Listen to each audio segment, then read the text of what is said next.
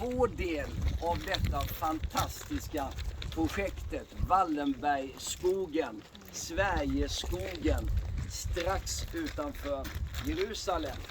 Och den här lilla ceremonin kommer vi att då lägga upp på följande sätt. Först kommer Daniel att sjunga någonting på Israels nationalsång och sedan den svenska nationalsången i en vers.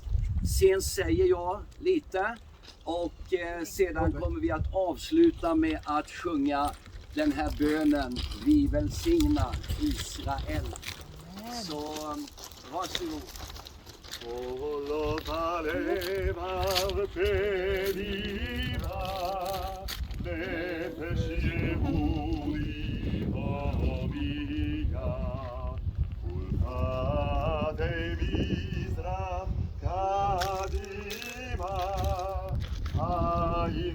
ציון צופיה, עוד לא אבדה תקוותנו, התקווה בת שנות 2000, להיות עם חופשי בארצנו, ארץ ציון בירושלים.